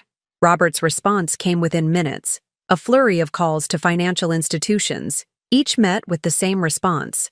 Accounts. Frozen pending investigation of potential fraud. He's panicking, Lisa observed, tracking his phone activity. 5 calls in 3 minutes. Now for Phase 2, I said, checking the time. Carl nodded and initiated the second wave of our response. Criminal complaints were simultaneously filed in 3 jurisdictions, triggering formal investigations with Robert, Chloe, and Monty named as persons of interest. The evidence packages we'd prepared were delivered to federal authorities, complete with financial records, witness statements from previous victims, and documentation of current activities. Most crucially, an Interpol financial crimes alert was activated, flagging their passports and identities, both real and aliases, in international travel systems. Law enforcement is moving to their location now, Martin reported, listening to updates through his earpiece. They should intercept before departure. As these external actions unfolded, I executed our personal counterstrike. From a secure laptop, I sent Robert a single message to the email account he thought I couldn't access. Robert, while you were planning your escape with Chloe, I was planning your accountability. By now you've discovered your accounts are frozen and authorities are approaching. This isn't just about what you took from me. It's about Margaret Phillips and Teresa Henderson and all the others whose lives you've damaged. The Morrison fortune you coveted is now funding your prosecution. Every fake identity, every shell company, every transaction has been documented and shared with authorities. As for our children, the twins you abandoned without a thought, they will know only that their mother protected them from someone who would have brought them harm. And Aiden deserves better than a father who uses him as part of a cover story. Dawn attachment. A single photo of me, fully recovered, sitting in my grandfather's study with all the evidence surrounding me. Message delivered, I confirmed. Let's see how he responds. We didn't have to wait long. Security cameras at their hotel captured Robert and Chloe's frantic exodus to the parking garage, luggage abandoned in their suite. They had chosen flight over confrontation, exactly as we'd predicted. They're heading south on Interstate 10, Martin reported, tracking their phone signals. Law enforcement has been updated. Within 20 minutes, the situation resolved exactly as our strategy had anticipated. Robert and Chloe, attempting to flee to Mexico, were intercepted at a highway checkpoint specifically reinforced for our operation. Their arrest, initially for financial crimes, would soon expand to include additional charges as evidence continued flowing to prosecutors. In Vancouver, Child Protective Services arrived at Aiden's school with appropriate support resources. The boy would be temporarily placed with his maternal aunt, Margaret's sister, who had been searching for him since her sister's death. Monty, attempting to delete evidence from a Vancouver hotel room, found himself interrupted by Canadian authorities with a search warrant for electronic devices related to international fraud, It's done, Carl said quietly as the confirmations streamed in. All primary targets in custody. The machinery of justice, once engaged, continued its inexorable progress. Across 3 countries, evidence was being secured, charges formalized, and legal proceedings initiated. The financial architecture Robert had constructed over years was being systematically dismantled, with assets frozen pending formal forfeiture. I felt no triumph, only a profound sense of closure. The man who had seen me as nothing but a financial resource had been undone by the very strengths he'd dismissed. My analytical mind, my professional network, and the legacy of integrity my grandfather had built. The other victims have been notified, Lisa reported. They all expressed, well, gratitude doesn't quite capture it. Justice, I suggested. They've received justice. As the command center began to wind down operations, I returned to the nursery where Emma and Ethan lay sleeping, blissfully unaware of the morning's events. I had protected them from a legacy of deception. I had honored my grandfather's faith in me. And I had transformed violation into vindication, not just for myself, but for all those whose trust Robert had betrayed. 3 weeks after Robert's arrest, I sat in a federal courthouse conference room, preparing to give my official statement to prosecutors. The twins, now 6 weeks old, remained at the estate with Catherine. Despite making remarkable progress in my recovery, I still moved carefully, the physical reminders of childbirth lingering even as the emotional wounds began to heal. Carl sat beside me, reviewing documents while we waited for the federal prosecutor to arrive. The evidence is overwhelming, he noted. Their legal teams have already approached us about potential plea agreements. All 3 of them? I asked. Monty turned first, offering evidence against Robert and Chloe in exchange for reduced charges. Then Chloe began negotiating, claiming Robert was the mastermind. Carl's expression held professional detachment mixed with personal satisfaction. They've turned on each other exactly as we predicted. The prosecutor, a formidable woman named Rebecca Winters, entered with a stack of files. Mrs. Baker, or do you prefer Ms. Morrison now? Dawn is fine, I replied, having not yet decided about returning to my maiden name. Well, Dawn, I wanted to update you before taking your formal statement. The case has expanded significantly. She laid out photographs of evidence seized from Robert's various properties.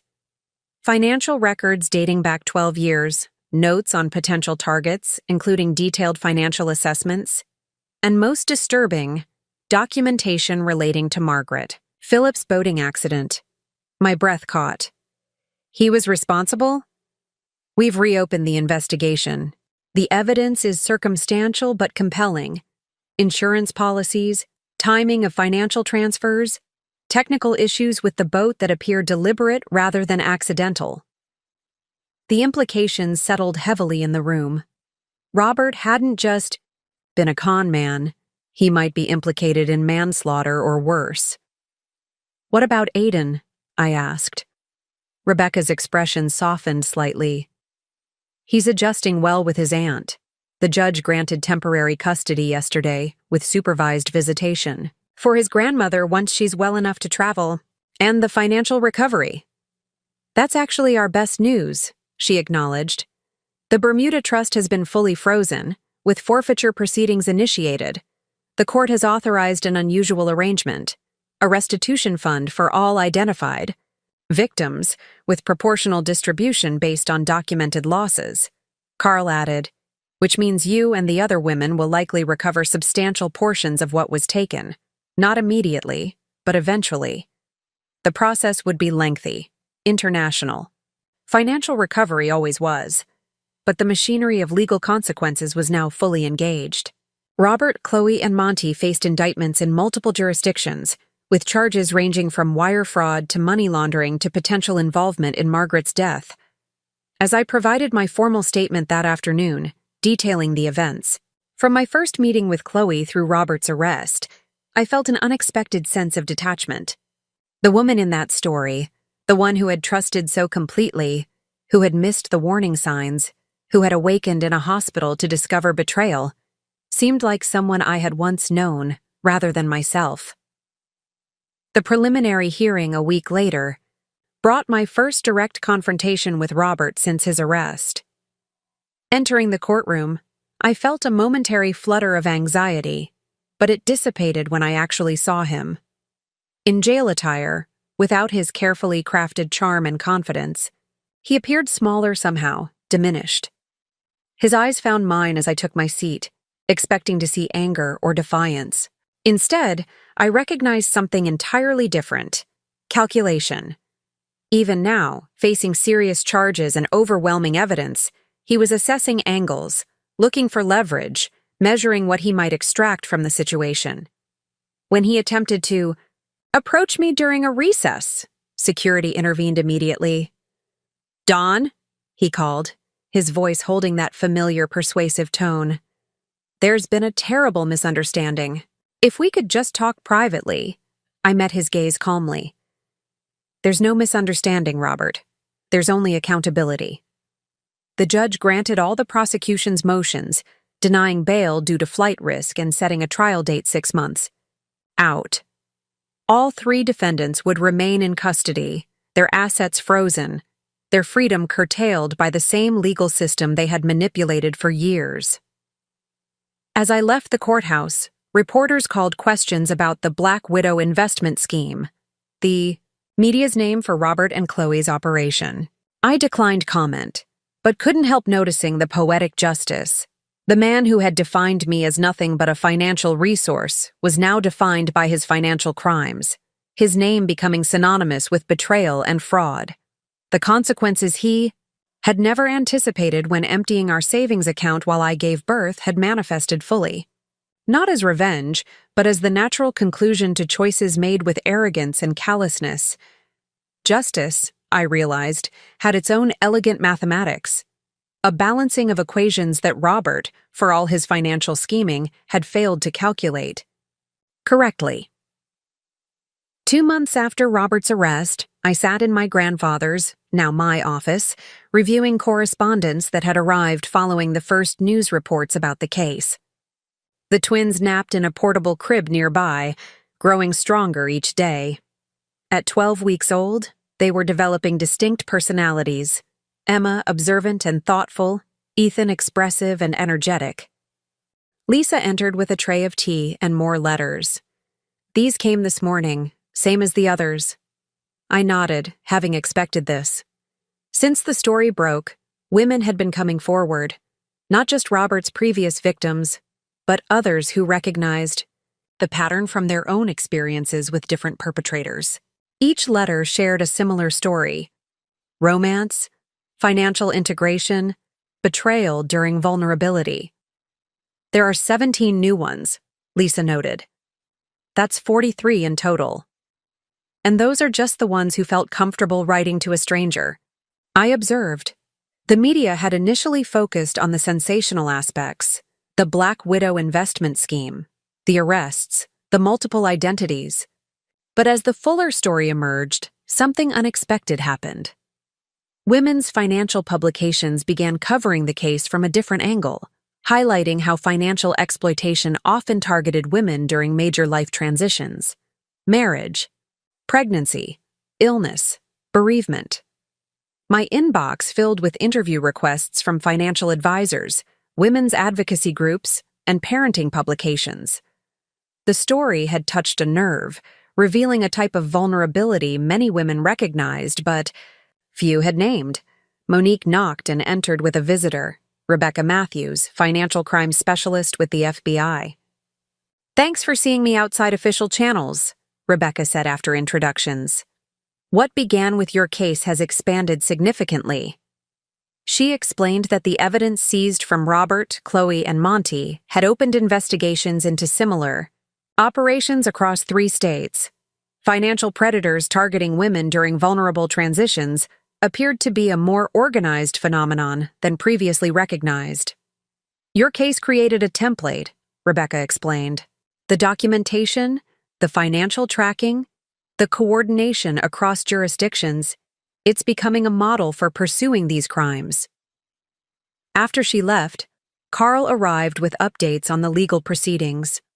Robert had rejected all plea offers, maintaining his innocence despite overwhelming evidence. Chloe and Monty, however, had both accepted agreements in exchange for testimony. The prosecutor expects Robert's trial to begin in approximately 4 months, Carl concluded. They've prioritized the case given the public interest. That public interest had created unexpected ripple effects in financial and legal communities. Several banks had contacted Morrison Financial about implementing similar security protocols to those that had flagged Robert's fraudulent activities. Law enforcement agencies had developed specialized training on financial exploitation in intimate relationships. Most surprising were the personal reactions. Neighbors who had known us as a couple sent supportive messages, often sharing their own observations of Robert's inconsistencies they'd noticed but never mentioned. Former colleagues offered assistance with rebuilding my professional network. Even Robert's family reached out. His sister, Diane, who had been estranged from him for years, contacted me through Carl. She suspected something wasn't right with his lifestyle, Carl explained. Says he exhibited similar patterns in his teen years: charm, manipulation, living beyond apparent means. Diane had valuable context to offer investigators about Robert's background and previous identities they hadn't yet discovered. Her cooperation strengthened the case further. The most meaningful ripple effect, however, came in an unexpected form. Margaret Phillips's sister, Jenny, now caring for Aiden, reached out through our legal team. After careful consideration and consultation with Aiden's therapist, she requested a meeting. She thinks it might help Aiden to know there are others who understand what it means to be deceived by Robert, Lisa explained, having spoken with Jenny directly. Not immediately, but perhaps when he's ready. She believes connecting with you and eventually the twins might help him feel less isolated in his experience. The thought of meeting my children's half-brother, another innocent, affected by Robert's schemes, filled me with complex emotions. Protective instinct for my babies, compassion for a boy who had lost his mother and now was losing his understanding of his father, and a sense of responsibility that extended beyond my immediate family. These expanding circles of impact continued outward from what had begun as my personal betrayal. Each ripple connected to others who had experienced similar harm, to professionals working to prevent future exploitation, to families rebuilding after deception. What Robert had intended as an isolated extraction of wealth had instead created a network of awareness, support, and prevention that would long outlast whatever sentence he ultimately received. That evening, as I nursed the twins in the quiet of the nursery, I reflected on these unexpected consequences. Robert had believed he was writing the end of our story when he emptied our accounts. Instead, he had inadvertently created the beginning of something much larger, a reassessment of how financial vulnerability intersects with life transitions, particularly for women. His betrayal, meant to diminish me, had instead expanded my understanding of purpose in ways neither of us could have anticipated. 1 year after giving birth to the twins, I stood at the podium addressing a conference of financial advisors, estate planners, and family law attorneys. Emma and Ethan, now toddling and curious about everything, remained at home with Monique, who had transitioned from crisis manager to cherished family friend. Financial vulnerability often coincides with life's most significant transitions. I explained to the attentive audience: marriage, parenthood, illness, bereavement, moments when we are focused on emotional needs rather than financial vigilance. My presentation outlined the patterns we had identified through analyzing dozens of cases similar to mine. The warning signs, the protective measures, the resources available to those who suspected exploitation. The response had been overwhelming. Professionals, eager to better serve clients during vulnerable periods. After the Robert Baker case made headlines, I had found myself unexpectedly positioned at the intersection of financial expertise and personal experience. Initially reluctant to step into a public role, I gradually recognized the unique perspective I could offer. What began as occasional speaking engagements evolved into Morrison Protection Strategies, a consultancy focused on financial security during life transitions. Working with a small team of dedicated professionals, we developed protocols for financial institutions, educational materials for healthcare providers who worked with new parents and the elderly, and direct services for those recovering from financial exploitation. Robert's trial had concluded 3 months earlier. Despite his continued denials, the evidence proved insurmountable. His sentence, 22 years for financial crimes, with additional charges related to Margaret's death, still pending, ensured he would no longer threaten vulnerable women. Chloe and Monty received reduced sentences in exchange for their testimony, though still substantial given their roles in the scheme. The restitution fund had begun distributing recovered assets to victims, with my portion directed to a foundation supporting children affected by financial crimes. The twins would never want materially, the Morrison Trust ensured that, but they would grow up understanding that financial security brought responsibility rather than entitlement. My most meaningful work, however, came through regular meetings with Aiden and his Aunt Jenny. Initially cautious, we had gradually built a relationship that acknowledged our complicated connection while focusing on the children's well-being. At 10, Aiden was thoughtful beyond his years, processing complex truths about his father with remarkable resilience. Watching Emma and Ethan interact with their half-brother during monthly visits had become a source of unexpected joy. These 3 children, connected through circumstances none of them had chosen, were forging bonds that transcended their father's betrayals. As I concluded my presentation and answered questions from the audience, I reflected on the journey from that hospital bed a year earlier. The woman who had awakened to discover her husband's betrayal while recovering from childbirth had undergone a profound metamorphosis. The transformation wasn't about financial recovery, professional reinvention, or even justice served, though all had occurred. It was about reclaiming the narrative, about refusing to be defined by victimization, about creating meaning from betrayal. Robert had seen me as nothing but a means to financial gain. In attempting to reduce me to a transaction, he had instead catalyzed my evolution into someone stronger, more purposeful, and more impactful than I might otherwise have become. His greatest miscalculation hadn't been underestimating my financial acumen or my family resources. It had been failing to recognize that in targeting me during what he perceived as my moment of greatest vulnerability, he had inadvertently triggered my most profound strength. While I was giving birth, my husband emptied our savings, but he didn't know about my family fortune. More importantly, he never realized that true wealth lies not in accounts or assets, but in resilience, purpose, and the legacy we create through how we transform our challenges. Up next, you've got 2 more standout stories right on your screen. If this one hit the mark, you won't want to pass these up. Just click and check them out. And don't forget to subscribe and turn on the notification bell so you don't miss any upload from us.